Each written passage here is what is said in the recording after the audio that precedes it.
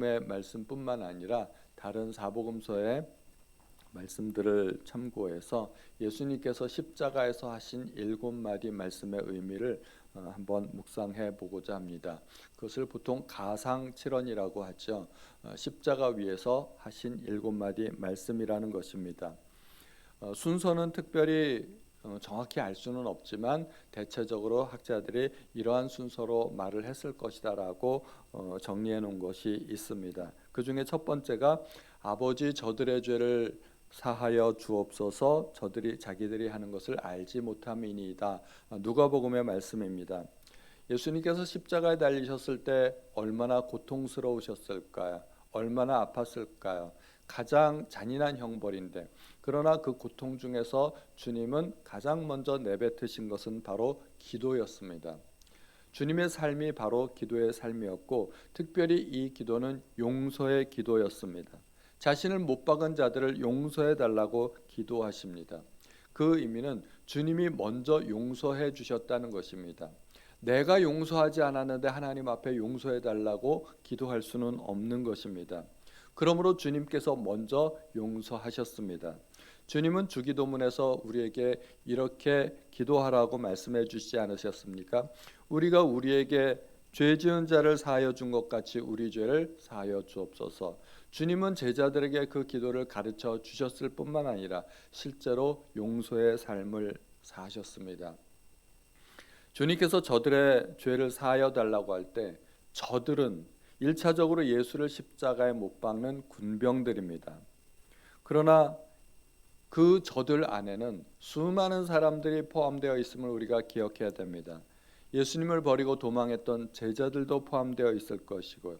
십자가 주변에 서 있는 구경꾼들, 또 빌라도를 포함하여 예수님을 빌라도에게 넘겨준 대제사장들과 서기관들, 바리새인들, 심지어 자기를 팔았던 유다도 포함되어 있을 것입니다. 그리고 당연히 그 무리 속에는 우리도 포함되어 있습니다.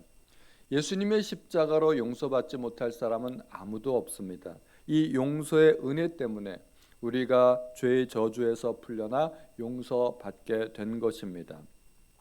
다만 십자가의 용서를 스스로 거부하는 사람만큼은 그 용서를 누릴 수 없을 것입니다.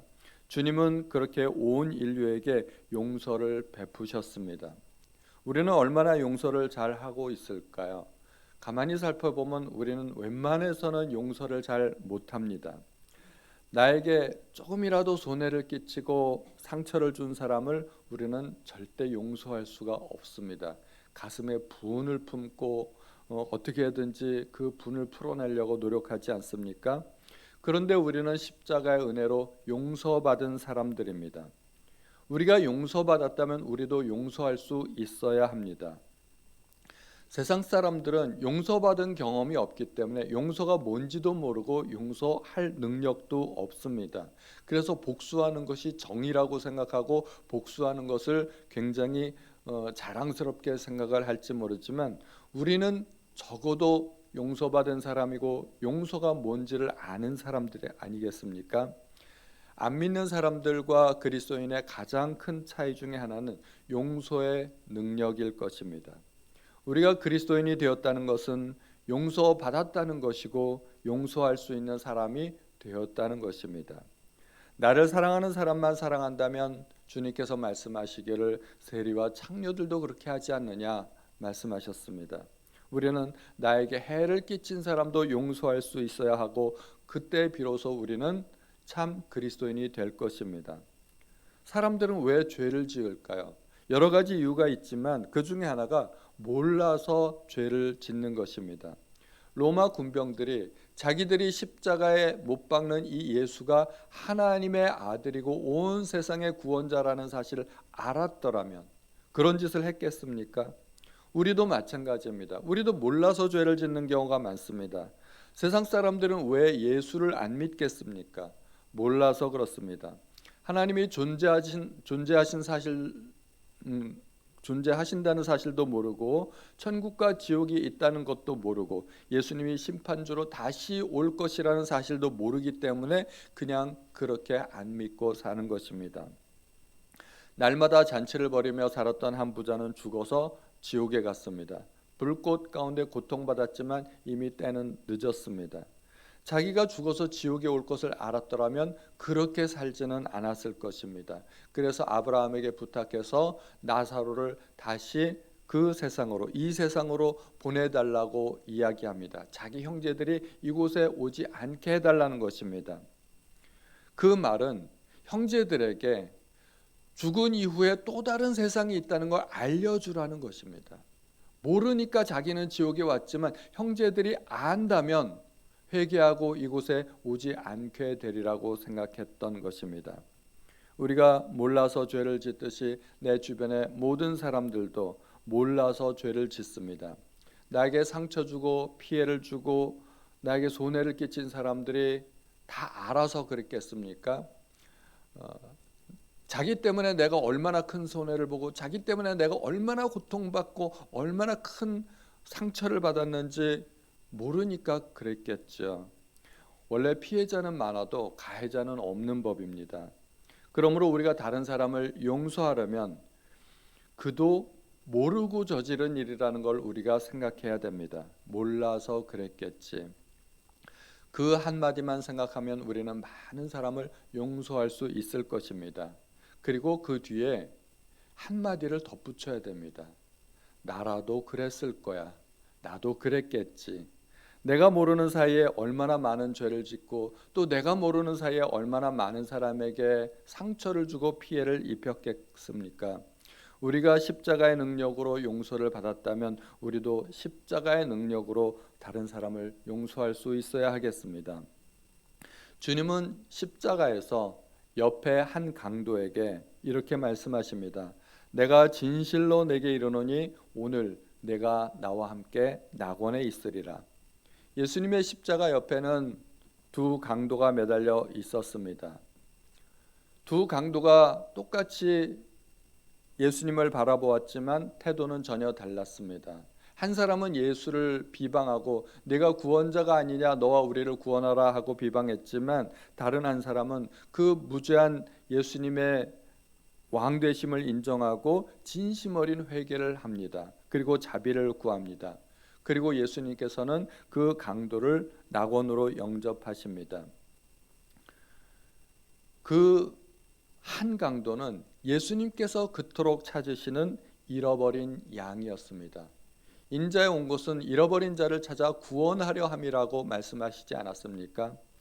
하나님께 돌아오는데 늦은 때라는 것은 없습니다. 언제라도 하나님 앞에 돌아올 수 있습니다. 죽기 5분 전에도 하나님 앞에 돌아올 수 있습니다. 그러나 가장 좋은 때라는 게 있습니다. 언제든지 가능하지만 가장 좋은 때는 바로 지금입니다. 이 강도는 그 전에는 예수님을 만날 기회가 없었기 때문에 회개할 수 없었지만 예수님을 만난 바로 그 순간 회개하게 된 것입니다. 하나님 앞에 돌아오는 일을 절대로 미루지 않으시기 바랍니다. 주님께서 십자가에 달려서 마지막까지 하신 일, 그것이 바로 구원입니다. 그 구원이 십자가의 참된 의미입니다. 주님은 온 인류를 구원하기 위해 십자가에 달리셨고 또 한편으로는 바로 그 강도를 구원하시기 위해 십자가에 달렸다고 해도 절대 과언이 아닐 것입니다. 강도의 죄를 용서하기 위해 십자가에 달리셨고 구원의 복음을 전하기 위해 돌아가셨습니다. 그것이 주님께서 이 땅에 오신 이유이시고 우리도 똑같이 그 이유 때문에 구원받은 것입니다. 이 강도는 정말 운이 좋았습니다. 평생 남에게 해를 끼치며 나쁜 일만 하며 살았지만 정말 운이 좋아서 어쩌다 죽을 때 예수님 옆에서 죽게 된 것입니다. 그는 평생 남에게 해를 끼쳤지만 사실은 자기 자신도 불행한 삶을 살았습니다. 만약에 그가 유복한 가정에 태어나서 정상적인 교육을 받고 그렇게 정상적인 사람으로 자랐다면 그가 그렇게 강도가 되지는 않았을 것입니다. 강도 짓을 하면서 사는 사람이 결코 행복할 리는 없을 것입니다. 그런데 그는 평생을 불행한 삶을 살았고 남에게 해를 끼쳤지만 마지막 순간에 아주 탁월한 선택을 합니다. 예수 믿기로 결심하고 하나님 나라를 사모한 것입니다. 강도는 평생 불행한 삶을 살았지만 이 강도의 마지막 선택은 그의 모든 불행을 보상하고도 남는 훌륭한 선택입니다. 예를 들어서 우리가 빚이 한 10억 정도 있는데 100억짜리 로또 복권에 맞았다면 빚이 문제가 되겠습니까? 전혀 문제가 안 될 것입니다. 이 강도의 평생은 불행했지만 마지막 선택에 너무나 탁월한 선택을 했기 때문에 그동안의 모든 불행을 보상하고도 남음이 있다는 것입니다. 천국은 이 세상의 모든 불행을 합친 것보다 훨씬 더 값지고 귀한 것임을 알아야 됩니다. 우리가 천국을 소유했다는 것이 얼마나 큰 재산인지를 알아야 됩니다. 하나님의 자녀가 되는 권세, 그 권세가 얼마나 큰 권세인지를 알아야 됩니다. 우리가 가진 재산은 일론 머스크가 가진 모든 재산을 합한 것보다 더 많습니다. 우리가 가진 하나님의 자녀가 되는 권세는요, 트럼프의 권세보다 훨씬 더 크신 것을 믿으셔야 됩니다.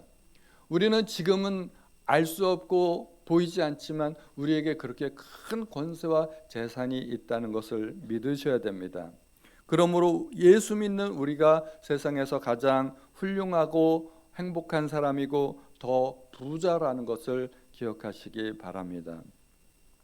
예수님은 십자가에 달려서 아래 흐느끼고 있는 어머니를 향하여서 여자여 보소서 아들이니이다. 그리고 요한을 향해서 보라 내 어머니라 이야기하셨습니다. 어제 말씀드린 내용과 같습니다. 주님은 십자가에 달리신 이후에 자기 자신을 생각하기보다는 마지막까지 남을 먼저 생각하셨습니다. 십자가에 못 박힌 그 한 강도를 돌보셨고 또 자기를 십자가에 못 박는 그 군병들을 용서하셨고 또 아들을 잃고 슬퍼하시는 어머니를 생각하셨습니다. 죄책감에 시달리는 제자를 생각하셨습니다.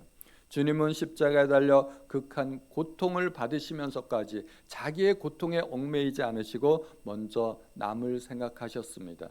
그것이 주님의 십자가였습니다. 주님은 십자가에 달리셔서 2000년 기독교 역사의 미스테리가 될 만한 정말 놀라운 말씀을 하셨습니다. 엘리 엘리 라마 사박다니 나의 하나님 어찌하여 나를 버리셨나이까. 이것이 신학적으로는 굉장히 어려운 문제가 될 수 있습니다. 우리는 아무렇지 않게 예수님께서 그런 말씀을 하셨구나 하고 생각하지만 도대체 하나님과 아들 사이에 이런 관계가 성립될 수 있을까? 주님께서 아버지로부터 버림을 받을 수 있다는 것일까? 신학적으로는 이것이 문제가 될 수 있습니다. 그래서 굉장히 어려운 난제에 속합니다. 우리는 쉽게 이해할 수 없지만 그러나 예수님의 말씀에 따르면 아버지께서는 아들을 버리셨다는 것입니다. 주님께서 고통받으신 것도 죄인들 때문이지만 버림받은 것, 그것도 우리를 포함한 죄인들 때문이었습니다. 원래는 우리가 버림을 받아야 했습니다. 그러나 주님의 영혼이 대신 버림을 받으셔야 했습니다. 우리가 고통이라고 하면 육체적인 고통을 생각하기 쉽지만 정신적인 고통은 또 얼마나 클까요? 사람들이 정신적인 고통 때문에 정신병에 걸리기도 하고 스트레스를 받고 우울증에 걸리고 심지어 스스로 목숨을 끊기도 하고 그러지 않습니까? 정신적인 고통도 이게 만만치 않은 것입니다. 사람들이 육체의 고통 때문에 스스로 목숨을 끊는 일은 그렇게 많지 않은 것 같습니다. 사람들은 정신적으로 불안하고 고통스럽고 아무도 자기를 돌보지 않는 것 같고 그 극심한 고통 때문에 그 고통이 너무너무 싫어서 스스로 목숨을 끊게 되는 것입니다. 주님은 가장 힘들고 어려울 때, 사실은 아버지의 도움이 가장 간절히 필요한 그때 아버지로부터 버림을 받으셨습니다. 주님께서 십자가에 못 박힌 순간 온 인류의 죄악을 품고 십자가에 달리신 것입니다. 이 세상의 모든 죄가 십자가에 응집되어 있고 십자가에 한 초점으로 모여져 있었기 때문에 하나님 아버지조차도 그 십자가를 바라보실 수 없으시고 외면하여 버리신 것입니다. 영화를 보면 예수님께서 십자가에 달리셔서 하늘을 쳐다보시더라고요. 그런데 세상은 어두웠습니다. 태양도 빛을 잃고 하늘에는 시꺼먼 먹구름이 가득 차 있었습니다. 하나님은 자신을 바라보시는 예수님의 그 눈을 똑바로 쳐다볼 수 없지 않았을까 생각이 됩니다. 그래서 하나님은 얼굴을 돌려버리신 것입니다. 주님은 그 순간에도 나의 하나님을 외치셨습니다. 그 하나님을 간절히 찾는 것입니다. 하나님을 향한 주님의 신뢰와 믿음을 보여주는 것입니다. 그런데 예수님은 하나님을 늘 아버지라고 부르셨습니다. 기도할 때도 아버지라고 부르셨고, 그리고 그것 때문에 유대인들에게 오해를 받아서 신성모독죄로 돌로 침을 받을 뻔했습니다. 그리고 제자들에게도 하나님을 아버지라고 소개하셨습니다. 그런데 십자가에서는 그 부자 관계가 끊어져 버린 것입니다. 하나님을 아버지라고 부르지 못하고 나의 하나님이라고 부를 뿐이었습니다. 관계의 단절입니다. 아이가 엄마를 잃어버렸을 때 얼마나 발을 동동 구르며 우는지 그 모습을 보신 적이 있으실 것입니다. 세상에 그렇게 서러울 것이 없을 정도로 그렇게 서럽게 옵니다. 저도 옛날에 우리 막내 재민이가 한 번은 낮잠을 자는데 아내하고 같이 장을 보러 가게 됐습니다. 아이가 자는데 장 보러 갔다 오면 1시간 남짓 걸릴 텐데 괜찮을까 생각을 했는데 아이가 이제 막 잠이 들었으니까 한 2-3시간은 푹 잘 거라고 그렇게 이야기를 해서 마음 놓고 이제 장을 보러 갔다 왔습니다. 1시간 남짓 걸렸는데 돌아와서 보니까 웬걸요, 이 아이가 문 밖에 나와서 펄쩍펄쩍 뛰면서 엄마 하면서 그렇게 막 목 놓아 우는데, 제가 그때 결심을 했습니다. 이제 다시는 절대로 아이를 혼자 놓고 밖에 나가지 않겠다고 그렇게 생각을 했습니다. 엄마를 잃어버린 그 아이의 모습, 정말 세상에 그렇게 서러울 것이 없을 정도로 그렇게 우는 것입니다. 주님은 아버지와 단 한 번도 단절의 경험을 겪으신 적이 없으십니다. 그런데 십자가에서는 아버지와 그 단절의 고통을 느끼신 것입니다. 주님은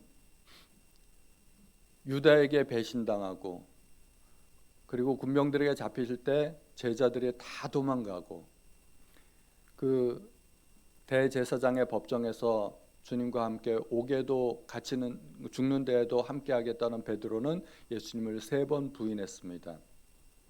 그리고 하나님을 믿고 따른다는 대제사장들과 바리새인들은 예수님을 십자가형에 처하기로 결정을 내려버렸습니다.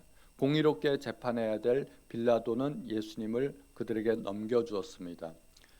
여기까지 모든 사람에게 버림을 받았다 할지라도 예수님께는 한 번 더 기회가 있었습니다. 그것은 명절을 당하면 백성들이 원하는 대로 한 사람을 놓아주는 전례였습니다. 그런데 예수님은 모든 백성에게 마저 버림을 받았습니다. 십자가에 못 박으소서, 십자가에 못 박으소서. 예수님 편은 아무도 없었습니다. 주님은 거기까지도 괜찮았습니다. 이미 각오했고 예상했던 일이었습니다. 그런데 아버지만큼은 자기 편을 들어주시리라고 생각을 했는데 아버지마저 자기를 외면했을 때 주님은 정말 견딜 수 없었던 것입니다. 엘리 엘리 라마 사박다니, 어찌하여 나를 버리시나이까. 아버지, 왜요? 이것은 주님의 절규였습니다. 그만큼 주님의 육신의 고통뿐만 아니라 정신적인 고통이 심했다는 것입니다. 주님은 십자가에서 내가 목마르다 말씀하십니다. 극심한 갈증 속에서도 그 목마르다라고 말씀하신 그 이유는 단순히 고통을 표현하는 것이 아니라 성경의 예언을 이루고자 하심입니다. 시편 69편에 그들이 쓸개를 나의 음식물로 주며 목마를 때에는 초를 마시게 하였사오니, 군중 속에서 누군가 쓸개탄 포도주를 예수님께 마시게 하였지만 예수님은 마시지 않았습니다. 쓸개를 탄 포도주는 몸속에 들어가서 정신을 몽롱하게 하고 일종의 마취제 역할을 해서 고통을 덜어준다고 합니다. 십자가에 달리는 사람을 향한 마지막 은혜일 수도 있는 것이죠. 그런데 주님은 마지막 그 목마름의 고통까지 거부하지 않았습니다. 자신 안에서 모든 고통이 이루어지도록 순순히 당하셨습니다. 십자가에 달린 사람은 마땅히 겪어야 할 그 고통들이 있습니다. 주님은 그 고통을 남김없이 받으시기 위해서 거부하지 않으셨습니다. 그 고통을 받아들이셨습니다. 주님께서 그러한 고통과 고난을 겪으셨기 때문에 고난 겪는 자들을 위로하실 수 있으십니다. 히브리서의 말씀에 그가 시험을 받아 고난을 당하셨은즉 시험 받는 자들을 능히 도우실 수 있느니라 말씀하십니다.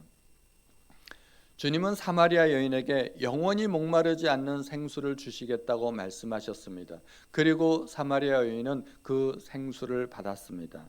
그러나 주님은 목말라 하셨습니다. 주님은 사람들에게 생명을 주시고 자신은 생명을 잃으셨습니다.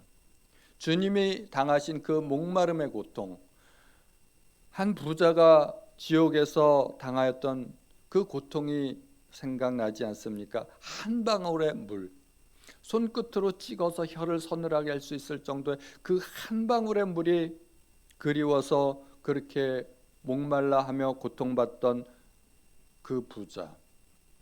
지옥은 원래 그런 곳입니다. 그 고통은, 그 목마름은 원래 우리가 당해야 할 고통이고 목마릅니다. 그런데 주님은 우리가 목말라야 할 그 고통을 대신 당하신 것입니다. 그리고 주님은 다 이루었다 말씀하셨습니다. 예수님의 생애는 처음부터 끝까지 하나님께서 주신 사명을 완수하기 위한 것이 목적입니다. 그리고 그 사명을 다 이루셨습니다. 주님은 이 땅을 행복하기 위해, 성공하기 위해 사시지 않으셨습니다. 하나님의 나라를 선포하고 죄인들을 영접하고 잃어버린 양들을 아버지께로 인도하는 것, 그것이 주님의 사명이고 이제 주님께서는 사명을 완수하셨습니다. 예수님께서 이 땅에서 이루신 일들이 많이 있습니다. 수없이 많은 병자를 고치셨습니다. 귀신들을 내쫓으시고 이 땅에 하나님의 나라를 선포하셨습니다. 그리고 12 제자도 키우셨습니다. 주님이 십자가에 달려 돌아가신 이후에 앞으로 교회가 세워지고 복음이 땅끝까지 전파될 것입니다. 그런데 주님께서 이 땅에 오신 궁극적인 이유, 단 하나의 이유를 말하라고 한다면 그것은 바로 십자가에 달려 죽기 위해서입니다. 주님은 이렇게 말씀하셨습니다. 지금 내 마음이 괴로우니 무슨 말을 하리요? 아버지여 나를 구원하여 이 때를 면하게 하여 주옵소서. 그러나 내가 이를 위하여 이때 왔나이다. 바로 그것을 위해서, 십자가를 위해서 이 땅에 오셨다는 것입니다. 주님께서 이 땅에서 아무리 많은 일을 하셔도 십자가가 없다면 그 모든 일들은 사실 별로 그렇게 의미가 없습니다. 주님께서 귀신을 내쫓으시고 수많은 병자를 고치시고 심지어 죽은 자를 살리기도 하셨지만 우리가 그것 때문에 구원받은 것이 아닙니다. 그 모든 사건들은 사실은 나와 아무런 상관이 없습니다. 주님이 나사로를 살리셨지만 그게 우리하고 무슨 상관이 있겠습니까? 주님의 능력으로 살아난 사람은 나사로일 뿐이지 우리와는 상관이 없습니다.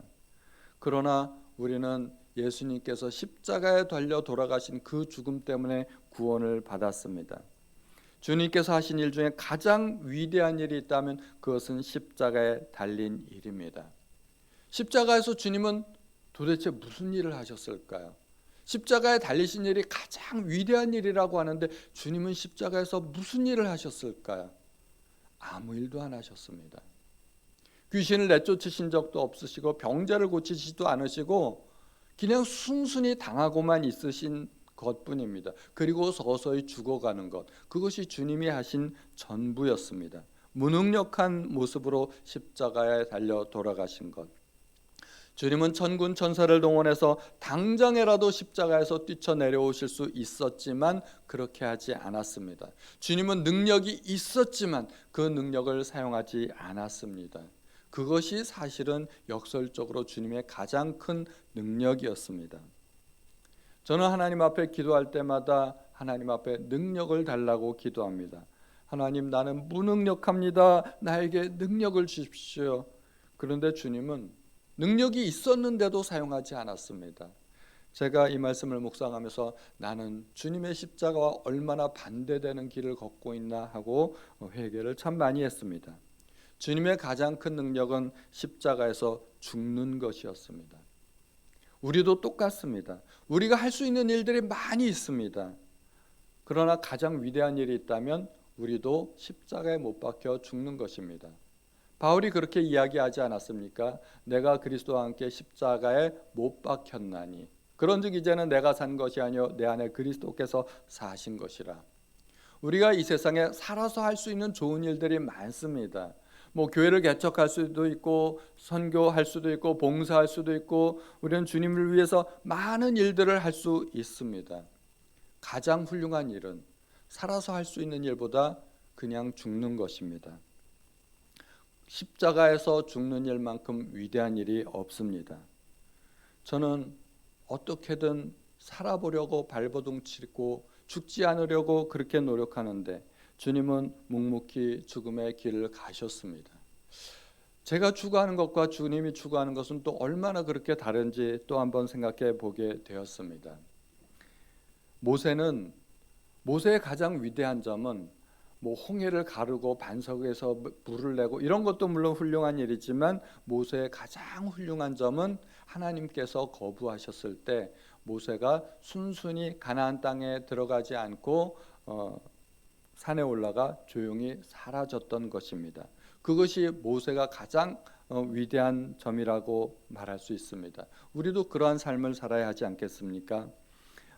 마지막으로 주님은 아버지께 한마디 기도를 하시고 돌아가셨습니다. 아버지, 내 영혼을 아버지 손에 부탁하나이다. 사람들은 알게 모르게 영혼에 관해서 많은 이야기를 합니다.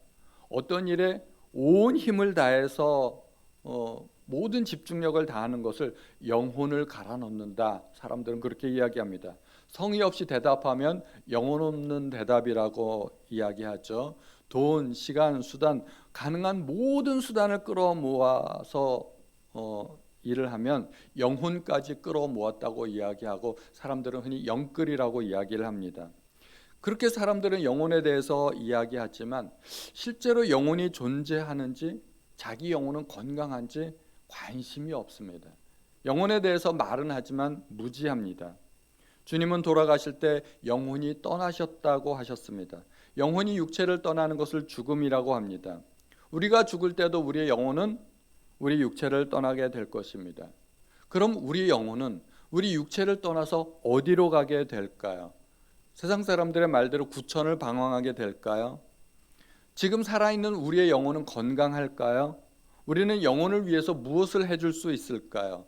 사람들은 이에 대해서 무지합니다. 알려고 하지 않고 아예 관심조차 없습니다. 어리석은 부자는 한 해 소출을 풍성하게 거둔 후에 창고를 크게 짓고 이렇게 이야기합니다. 영혼아, 여러 해 쓸 물건을 많이 쌓아두고 두었으니 평안히 쉬고 먹고 마시고 즐거워하자. 평안히 쉬고 먹고 마시고 즐거워하면 영혼이 건강해집니까? 그것은 전혀 영혼에 도움이 되지 않습니다. 그것은 오직 육신을 위한 일일 뿐입니다. 게다가 그는 그날 밤 그의 영혼을 하나님께서 거두어 가실 것도 몰랐습니다. 저도 가만히 생각해 보니까 저도 그렇습니다. 하루 중 거의 대부분의 시간을 육체를 위한 일에 보내고 있습니다. 먹고 자고 일하고 쉬고 잠자고 영혼보다 육체의 일에 더 많은 관심을 쏟는 것은 아닌지 생각해 보게 되었습니다. 우리의 영혼은 전적으로 아버지 손에 달렸다는 것을 알아야 됩니다. 우리의 영혼이 육체를 떠난 후에 우리의 영혼은 아버지께로 올라갈 것입니다. 세상 모든 사람의 영혼이 예수님의 심판대 앞에 서게 될 것입니다. 그러므로 영혼을 위해서 우리가 할 수 있는 가장 좋은 일은 아버지와 좋은 관계를 확립하는 것입니다. 먼저 아버지를 알아야 합니다. 영생은 곧 유일하신 참 하나님과 그가 보내신 자 예수 그리스도를 아는 것이니이다. 두 번째로 영혼의 양식이라고 불리는 하나님의 말씀을 묵상해야 됩니다. 또 기도는 영혼의 호흡이라고 합니다. 우리는 영혼의 양식인 하나님의 말씀을 날마다 묵상해야 할 것이고 영혼의 호흡이라고 하는 기도를 끊이지 않아야 할 것입니다. 주님은 새벽마다 기도하는 습관을 가지셨고 아버지께서 주신 말씀을 전하셨습니다. 아버지께서 명하신 것만 행하셨습니다. 우리의 영혼도 아버지께 부탁하시기 바랍니다. 우리 이 시간에 함께 기도하는 시간을 갖도록 하겠습니다. 다른 무엇보다도 용서의 능력을 달라고 기도하는 시간을 갖겠습니다. 나에게 상처를 준 그 사람이 내 능력으로는 도저히 용서되지 않지만 십자가의 능력으로 용서하는 사람이 되게 해주십시오. 그리스도의 용서를 배우는 사람이 되게 해주십시오. 우리 다 같이 주여 한번 부르시고 통성으로 기도하시겠습니다. 주여 하나님, 오늘도 우리에게 하나님께서 말씀을 주셨습니다. 하나님 아버지, 예수께서는 십자가에 달리셔서 7마디 말씀을 하셨습니다. 아버지, 한마디 한마디가 우리에게 심통을 울리는 하나님 놀라운 말씀일 뿐입니다. 아버지, 우리가 십자가에서 배울 것이 많지만 아버지, 십자가의 용서를 배우기 원합니다. 십자가의 사랑으로, 십자가의 은혜로 우리가 용서받은 사람입니다. 나는 용서받았는데 하나님, 내가 용서하지 못하면 하나님 십자가를 거부하는 사람이 될 것입니다. 아버지, 우리 모두가 십자가의 사랑을 배우고 십자가의 용서를 배우는 사람들이 될 수 있도록 도와주옵소서. 내 능력으로는, 내 힘으로는 용서할 수 없지만 아버지 도와주십시오. 아버지, 우리도 용서하는 사람이 되게 하여 주옵소서. 몰라서 그랬겠지, 나도 그랬겠지, 하나님 도와주시옵소서. 우리 모두가 십자가의 용서를 배우는 사람들이 될 수 있도록 아버지 도와주시기 바랍니다. 감사합니다. 주님. 하나님 아버지, 오늘도 예수님께서 십자가에 하신 말씀 7마디를 통해서 우리에게 깨우침을 주시고 가르침을 주시니 참으로 감사드립니다. 우리도 십자가를 본받는 사람이 되게 하시고 십자가의 용서를 배우는 사람들이 될 수 있도록 도와주옵소서. 모든 말씀을 감사드리며 우리 주 예수님의 이름으로 기도하였습니다. 아멘.